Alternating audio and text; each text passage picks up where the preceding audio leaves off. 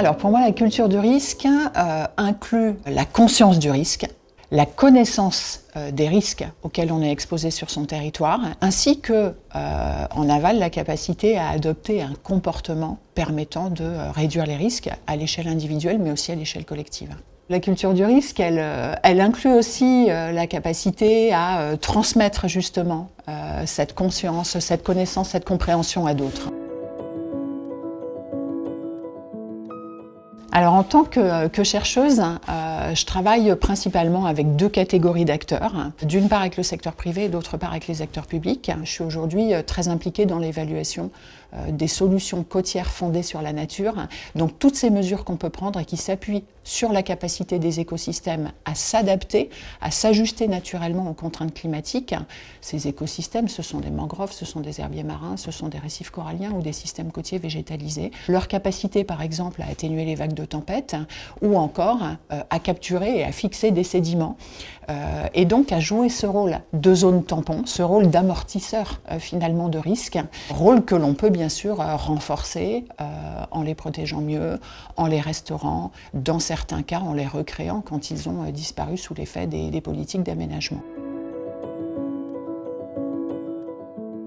Moi, je travaille beaucoup avec le secteur privé pour accompagner, par exemple, des compagnies hôtelières dans des projets de réaménagement ou de reconstruction post-cyclone. Et donc là, l'enjeu, c'est d'aider à reconstruire de manière plus résiliente. C'est extrêmement intéressant parce que les acteurs économiques qui sont impliqués dans le champ du tourisme ont un impératif absolu qui est de pouvoir préserver une plage.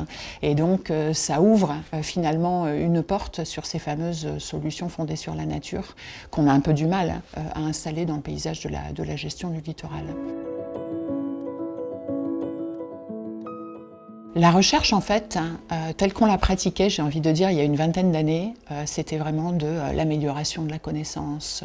On était finalement beaucoup plus centré sur la communauté scientifique en fait dans le travail qu'on menait. On a d'un côté la communauté scientifique et on a de l'autre côté le monde de l'opérationnalité, mais entre les deux, on manque véritablement de ces nouveaux métiers, métiers de passeurs de connaissances, métiers de médiateurs. Moi, je fais partie de ceux, en tant qu'enseignante, qui contribuent à former des étudiants à ces métiers, mais pour l'instant, je trouve que dans la société actuelle, on n'a pas encore pris acte de la nécessité vraiment impérieuse de créer en fait cette nouvelle classe de métiers. Donc ça nous aspire, nous, chercheurs, vers l'opérationnalité. Je pense que c'est un défi fondamental qu'il faut qu'on réussisse à relever.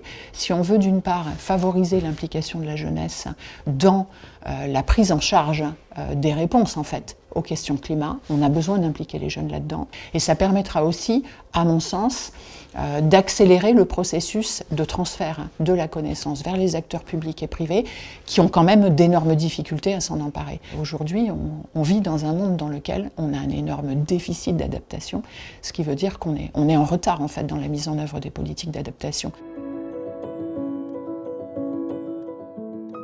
Récemment, le Centre national de la recherche scientifique a mis en place une formation des cadres de l'État sur les sujets climat, biodiversité, ressources. Donc moi, je suis par exemple intervenue dans les formations qui ont été dispensées à La Réunion ou en Polynésie française pour finalement permettre à la connaissance scientifique de percoler directement dans ce que je vais appeler le cercle décisionnaire. Pour moi aujourd'hui, la priorité, c'est véritablement de passer les frontières ou de casser les frontières entre les différents champs de l'action pour que les acteurs publics, les acteurs privés, la société civile et la communauté scientifique puissent véritablement échanger et construire ensemble un monde de demain qui soit moins à risque.